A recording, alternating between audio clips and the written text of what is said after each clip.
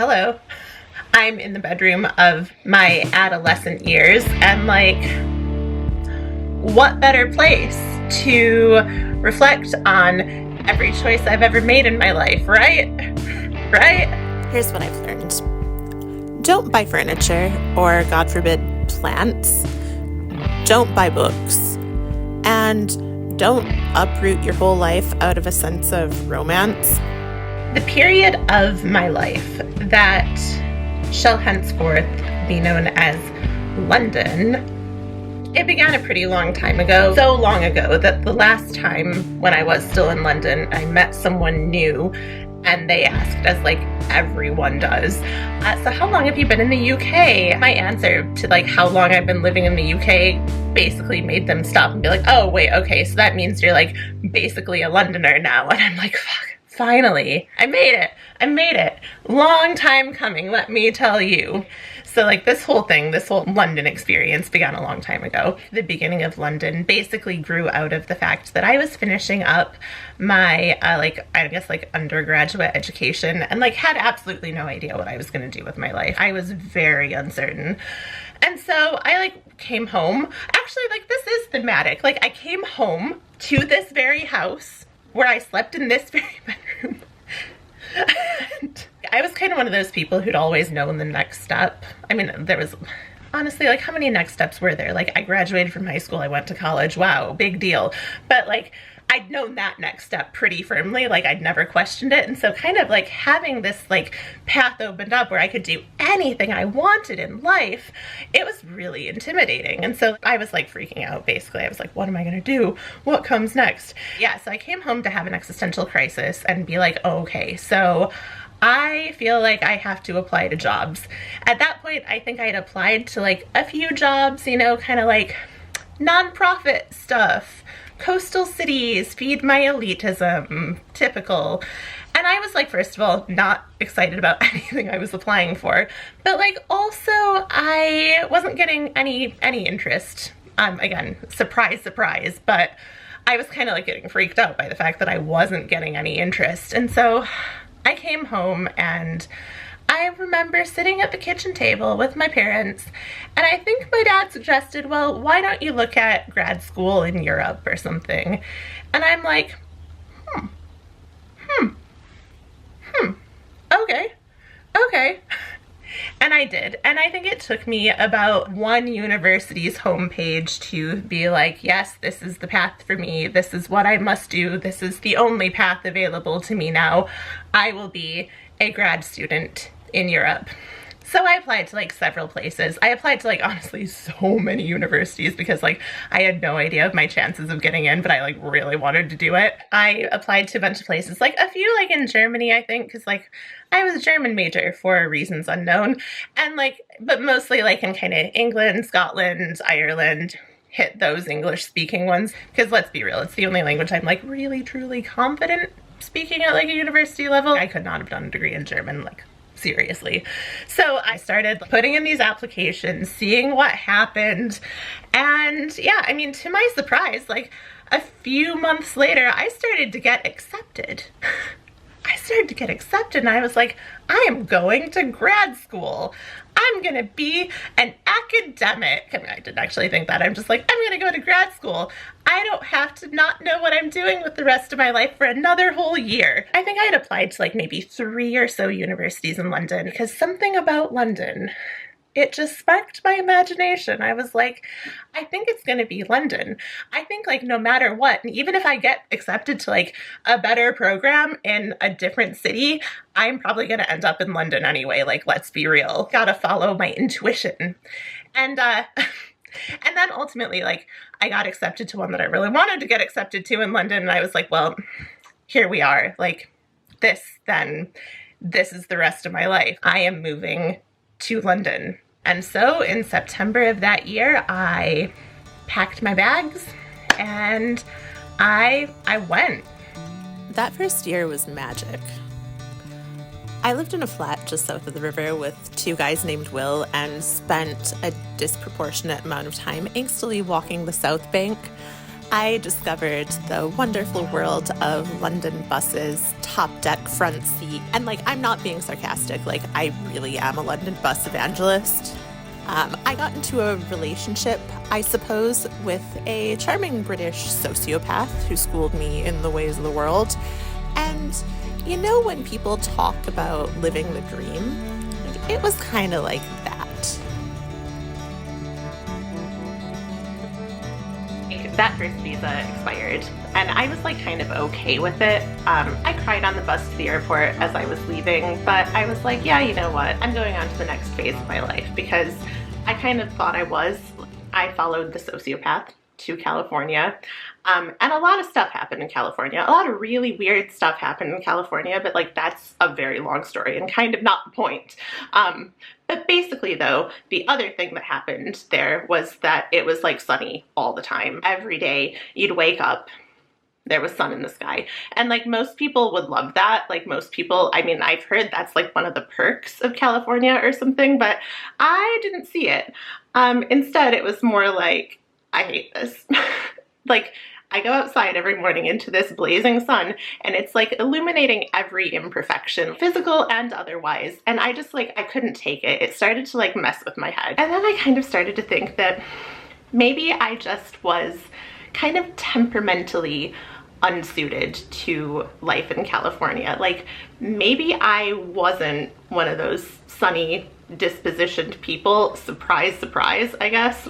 Yeah, I mean, literally, one day it drizzled a little bit, and I was so overjoyed to put on a coat and go outside and carry an umbrella. I was wow, what a dream, what a life I get to lead. And I started to think, maybe I'm just too negative, too moody, too dark for California. Maybe it's just not the place for me. And I started thinking again about England. I thought about the clouds, the gray skies, and I was like, maybe it's time. Maybe it's time to go back. And so I applied to grad school again. That second time was different. There were a lot fewer glittering walks along the Thames and a lot more reality. I lived all over the city. I've had more addresses in London now than I've had anywhere else in the world. At the same time, I was never quite allowed to forget that I'm a foreigner. The first question when I met someone new was always, "So, where are you from?" But still, I found myself in really the normality of London life. I wasn't having the sensational experiences of a student spending a year abroad. I was commuting, grocery shopping, cooking. I did quite a bit of dating, and finally settled into a relationship that felt comfortable and good and right. And it was just real life. And it lulled me into thinking that it could last forever. The background, it's thematic. I feel I'm about to teach a class or something, and I've got my lecture prepared, and I'm okay, let's get into it. UK immigration policy, oh my god, how boring, who wants to listen to me talk about that? So I guess now we've come to the moment of rupture. Now this is the hard part of the story. This is the bad part of the story. This is the part of the story that haunts me to this day. But basically, I was living in London. I'd been living there, working there, doing normal stuff for about 4 years. I guess context-wise, if that's important, I worked for a charity, a small charity doing think advocacy work, and I was kind of moving into like policy stuff. I was pretty excited about it.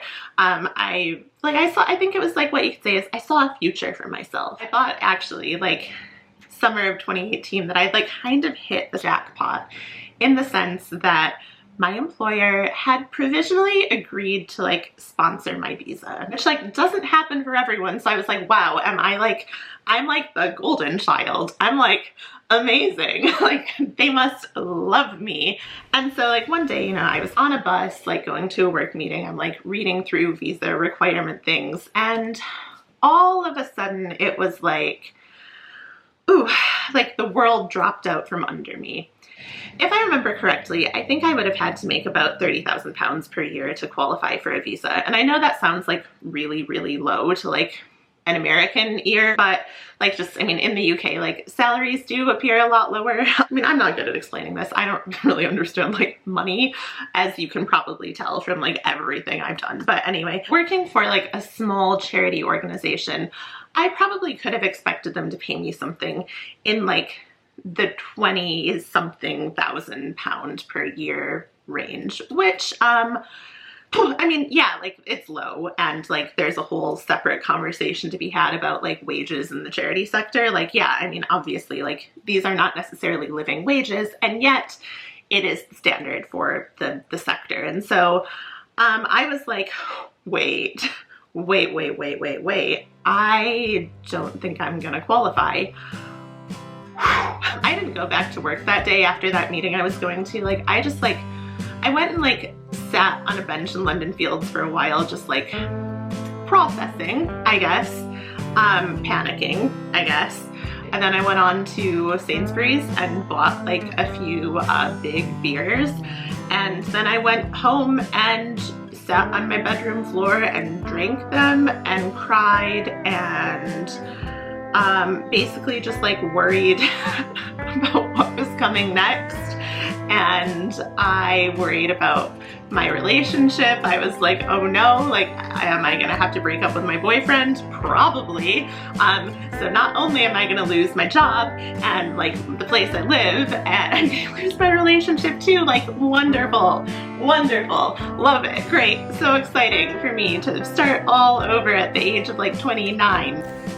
I waited out those final months. Then the day came when I packed up my room, and in the morning I took my 2 oversized suitcases down to the Uber that would take me to Gatwick. The driver joked about how heavy they were, and my boyfriend, my soon-to-be long-distance boyfriend, said it's her whole life in there. And it was true. Then I was supposedly free to do whatever I wanted to do next in my life. Which turned out to be, I moved to New York for like no real reason, just because I didn't have any other idea of what to do. And I thought, well, I mean, I've always wanted to live in New York, so I guess this is the time, isn't it? And like, maybe it wasn't the time. Like, actually probably wasn't the time. Probably should have like picked a different time when I was like happier to experience New York, because I think I really could have liked it there if things had turned out differently. But instead, that's not what happened. Instead, I just basically spent all of my time feeling oh so serious about the immigration injustice that had been committed against me.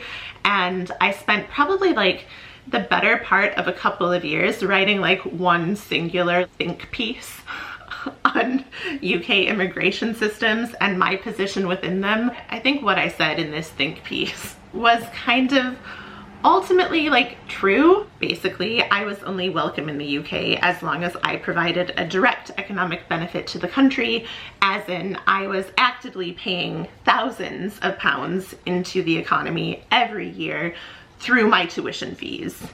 But then once I was done being a student and I wasn't paying tuition fees anymore, and I was just like gonna go become like a normal kind of relatively low wage worker, they didn't want me. Like, they saw no benefit in keeping me. And it didn't matter if I was like a person who had hopes and dreams and stuff and had like kind of built a life in this country and kind of wanted to continue that life. That didn't matter.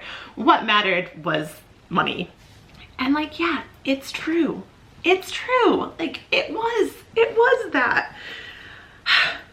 And yet, I wish I'd come away from this experience with some like brilliant advice for someone who's like pursuing their own moving abroad dream. But like, I don't. Like, I've got nothing. I wouldn't say don't do it. I would say do it. I wouldn't even say like don't move to the UK if you like it there, because there's a lot of good about it. I love the pub culture is pretty great. I love the institution of the pub. So if that's like where you see yourself, like, I wouldn't even say don't do it. Maybe the advice would be don't tie up your sense of identity with a country where you don't necessarily have permission to be, because that is kind of maybe one of the mistakes I made, where like it was so much about like me being in England and being like this American in England, having these amazing experiences, that it became like all I knew of myself. And maybe it was like when I was removed then from that identity, I was like, wait, but what do I have left? Maybe it's that life doesn't need to be linear, and one experience doesn't need to lead neatly into the other, and maybe there can be disruptions, and disruptions can actually maybe be good. I'm still figuring it out. Or maybe what I've learned is, if you want to move to another country and you want permanence there, well, you better just get married. That's what I got. I'm not talking to myself, I'm trying to film something. Just so you don't think I'm crazy. Should I slouch more? No, ugh, God. Anyway, like super self-conscious about doing this. What I've had to do with the lighting here, like I have the curtains closed to like block out that horrible sun. Actually, it's not even sunny. It's like completely cloudy outside. I don't even know what I'm talking about, no. But it's like, it's still incredibly bright. And yeah, and I've got like a horrible overhead light on. Like, this is terrible. This is terrible. But, you know, as they say in England, needs must. Needs must, I suppose.